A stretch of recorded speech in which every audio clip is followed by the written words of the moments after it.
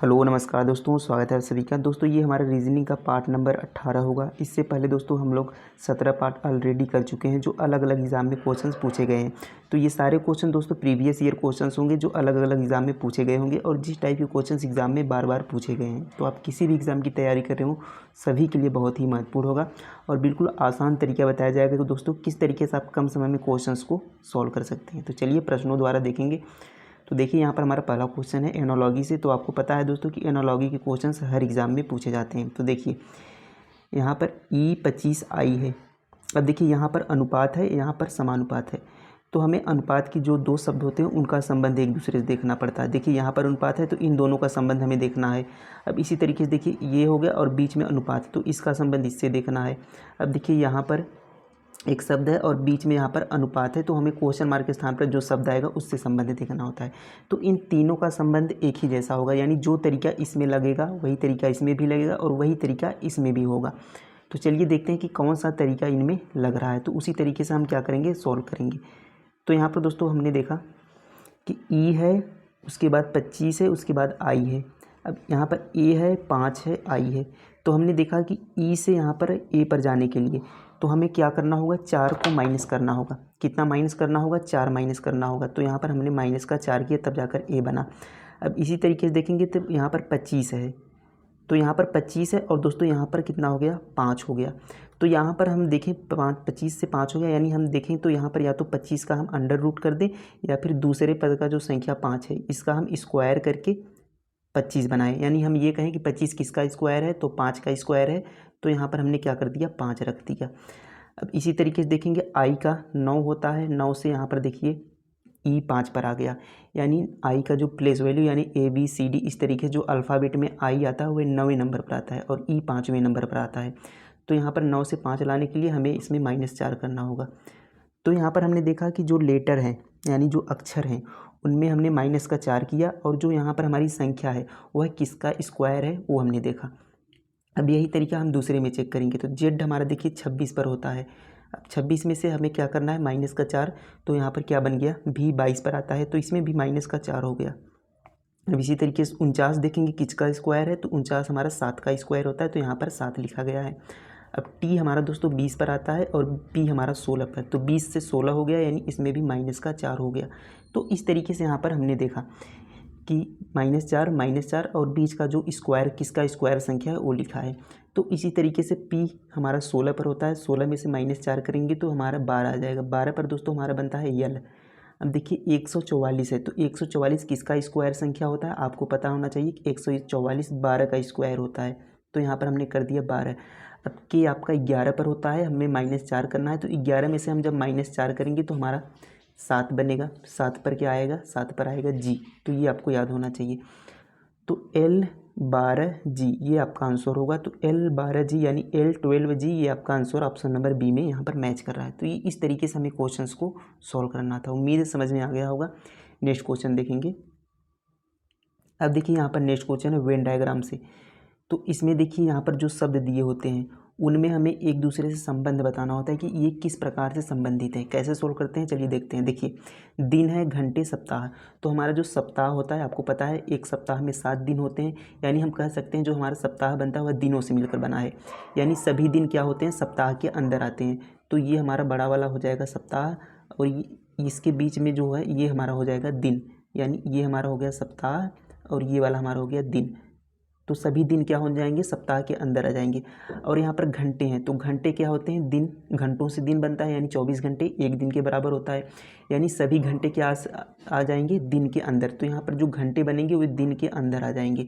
तो घंटों से दिन बन गया, दिन से सप्ताह बन गया। तो ये हमारा दोस्तों इसका डायग्राम बनेगा जो कि ऑप्शन नंबर ए में यहाँ पर देखिए आपको बन रहा है। तो इस तरीके से इन प्रश्नों को आपको सॉल्व करना होता है। उम्मीद है ये क्वेश्चन भी समझ में आ गया होगा। चलिए अगला प्रश्न देखेंगे। अब देखिए यहाँ पर नेक्स्ट क्वेश्चन है कि यहाँ पर हमसे कहा है उस बॉक्स का चयन कीजिए जिसका निर्माण दिए गए खुले बॉक्स को मोड़कर नहीं किया जा सकता। तो यहाँ पर आपको ये जो बॉक्स दिया है देखिए खुला, ये आपका खुला पासा यानी ओपन डाइस का क्वेश्चन है। तो हमसे कहा है कि इसे जब हम मोड़ेंगे तो इसमें से कौन सी आकृति जो ऑप्शन में है ये नहीं बनेगी। तो कौन सी आकृति नहीं बनेगी तो ये हमें बताना है। कैसे सॉल्व करेंगे देखेंगे। तो यहाँ पर देखिए ए है, तो इसमें आपको एक चीज़ ध्यान रखना है कि एक के अंतर पे एक दूसरे के विपरीत होते हैं, और जो विपरीत अक्षर होते हैं वो कभी भी आमने सामने नहीं आ सकते। आमने सामने का मतलब जैसे देखिए ई है और बी, और ई है और सी, तो ये आमने सामने होते हैं, यानी एक दूसरे की ये आमने सामने दो विपरीत अक्षर जो भी होते हैं वे कभी दिखेंगे नहीं आपको। तो ये जो ई के देखिए यहाँ पर बी है, फिर ई के बाद सी है, तो ये हम कहते हैं कि ये आमने सामने हैं, और विपरीत अक्षर कभी आमने सामने नहीं बनते हैं। तो देखेंगे इस तरीके से। देखिए अब इसमें हम विपरीत कैसे पता करेंगे, तो एक को छोड़कर आपका जो दूसरा लेटर होता है वो आपका विपरीत होता है। जैसे देखिए ए का विपरीत क्या हो जाएगा, सी हो जाएगा, क्योंकि हमने बी को छोड़ दिया, सी इसका विपरीत हो जाएगा। अब उसी तरीके से बी का विपरीत क्या हो जाएगा, तो एक लेटर को छोड़कर यानी एक खाने को छोड़कर दूसरा, तो बी के विपरीत यफ हो गया। अब इसी तरीके से जो हमारा डी बचा वो ई के विपरीत हो जाएगा, क्योंकि अगर हम ई को देखिए यहाँ पर जोड़ के ई को रखें तो यहाँ पर बी को छोड़कर डी के विपरीत ई हो जाएगा। तो इस तरीके से, तो यहाँ पर डी के विपरीत क्या हो गया, ई हो गया, या ई के विपरीत डी कहें, इस तरीके से हो जाएगा। अब हमने क्या बताया था कि जो विपरीत होते हैं कभी भी आमने सामने नहीं आते। तो देखेंगे तो इसमें देखिए, और जो इसमें हमें क्या बताना है कि कौन सा नहीं बनाया जा सकता है, यानी उनमें जो विपरीत है वो एक दूसरे के आमने सामने होंगे। देखिए यहाँ पर पहला अगर ऑप्शन हम चेक करें तो बी है, ई है, सी है, तो बी के विपरीत क्या है, बी के विपरीत यहाँ पर यफ है, तो इसमें कहीं यफ है, इसमें यफ कहीं नहीं है, तो यानी ये बन सकता है। और चेक कर लेते हैं ई, तो ई के विपरीत क्या है, तो ई के विपरीत डी है, तो इसमें कहीं डी है, डी भी नहीं है। और देखिए ए यहाँ पर सी है, तो सी के विपरीत ए है, यहाँ पर देखिए सी के विपरीत क्या है, ए, तो इसमें कहीं ए है यानी ए भी नहीं, तो ये एक जो विपरीत इसमें नहीं है, तो यानी ये हमारा बन सकता है। तो हमसे पूछा है कौन नहीं बन सकता, तो ये वाला पहला हमारा बन सकता है, क्योंकि इसमें विपरीत आमने सामने एक दूसरे के नहीं है। अब देखेंगे हम बी वाला चेक करेंगे, तो ई, पहले ई का विपरीत कौन है, तो ई का विपरीत देखेंगे डी है। ई का विपरीत कौन है, यहाँ पर देखिए ई का विपरीत कौन है, डी है, और यहाँ पर देखिए डी यहाँ पर दिया गया है, यानी ये आमने सामने हो गए। जो विपरीत है वो आमने सामने कभी नहीं होते, लेकिन यहाँ पर आमने सामने हो गए, यानी ये वाला हमारा ऑप्शन नहीं बन सकता। तो इस तरीके से हमसे वही पूछा है कि कौन नहीं बन सकता, तो ये हमारा नहीं बन सकता, यानी ये हमारा आंसर हो जाएगा। अब सारे चेक करेंगे तो सारे बन सकते हैं। जैसे यहाँ पर एक और चेक कर लेते हैं, देखिए सी के विपरीत क्या है, सी के विपरीत यहाँ पर देखेंगे ए है, तो ए इसमें ए नहीं है। अब देखिए एफ के विपरीत क्या है, एफ के विपरीत बी है, बी कहीं है, बी नहीं है। अब देखिए डी के विपरीत ई है, तो ई कहीं है, इसमें ई भी नहीं है, यानी ये भी हमारा बन सकता है। जो विपरीत होंगे वे एक दूसरे के आमने सामने कभी नहीं आएंगे। आमने सामने का मतलब जैसे एफ डी हो गया, एफ सी हो गया, यानी जो हमें दिख रहे हैं वे आमने सामने हैं। तो इस तरीके से इस प्रश्न को सॉल्व करना था। उम्मीद है समझ में आ गया होगा। नेक्स्ट क्वेश्चन देखेंगे। अब देखिए यहाँ पर नेक्स्ट क्वेश्चन है कि सही दर्पण प्रतिबिंब का चयन करें। तो इसमें हमें दर्पण प्रतिबिंब बताना है कि कौन सा दर्पण प्रतिबिंब इसका सही होगा। तो ये देखिए आपका ये चित्र है, यानी ये आकृति है, और यहाँ पर ये जो आपको दिख रहे हैं ये दर्पण है। अब इस दर्पण पे आपका जो यहाँ पर प्रतिबिंब बनेगा, ये जो यहाँ पर आपका चित्र दिया है, ये इस साइड किस तरीके से बनेगा वही हमें बताना है, जो कि ऑप्शन में दिया गया है। तो कैसे सोल्व करते हैं ऐसे प्रश्न को, चलिए देखते हैं बिल्कुल आसान तरीके से। कि अब देखिए यहाँ पर ये दर्पण है हमारा।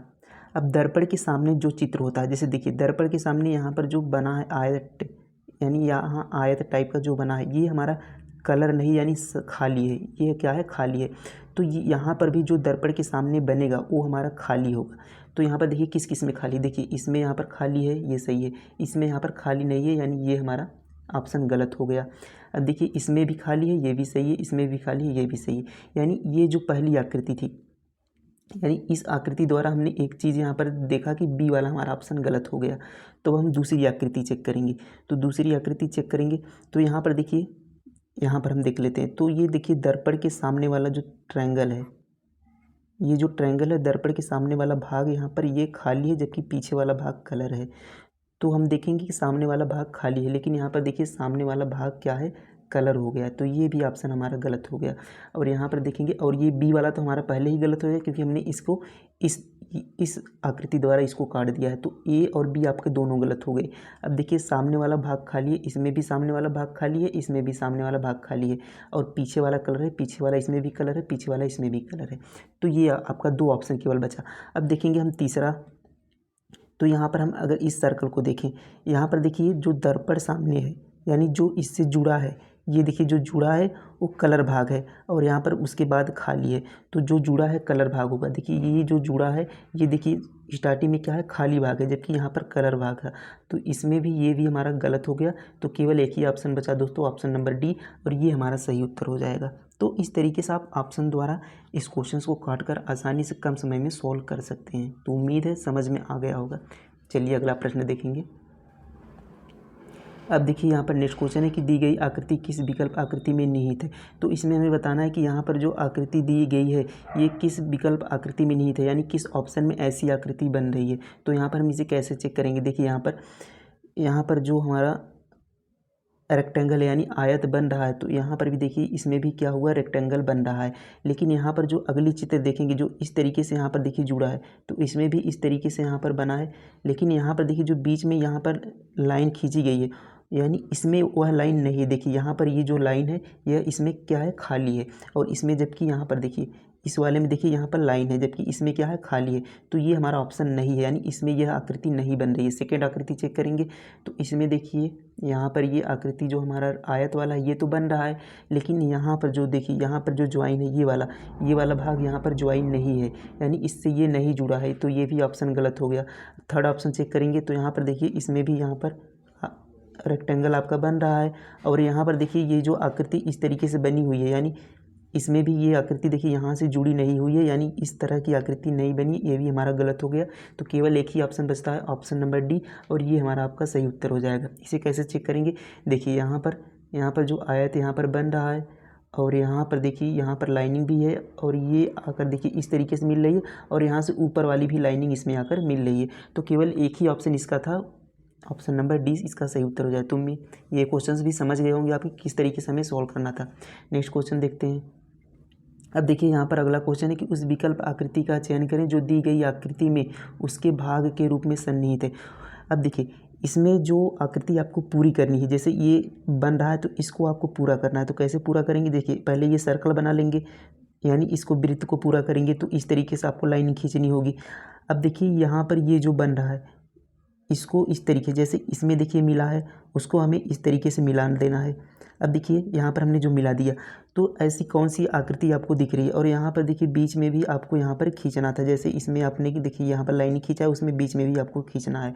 तो केवल एक ही आकृति इसमें बन रही है। देखिए ए वाला, तो ए वाला यहाँ पर देखिए बिल्कुल उसी तरीके से यहाँ पर बन रहा है। तो ए वाला हमारा इसका आंसर हो जाएगा। बी वाला चेक करेंगे तो ये तो उल्टा साइड हो गया, जबकि इस साइड वाला हो गया, तो हमें चाहिए था इस साइड वाला, तो ये भी हमारा गलत। और सी वाला चेक करेंगे तो सी वाले में देखिए यहाँ पर जो लाइनिंग हमने खींची है, ये वाली लाइनिंग जो सी वाले में खींची है ये इस साइड बन रही है।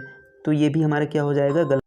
तो यहाँ पर जो हमने देखा कि सी वाली, तो सी वाली में ये वाला जो हमने बताया कि लाइन, तो सी वाले में जो ये वाला लाइनिंग बन रहा है ये देखिए इस साइड बन रहा है, तो ये भी हमारा गलत। तो केवल एक ही ऑप्शन था हमारा इसमें ए।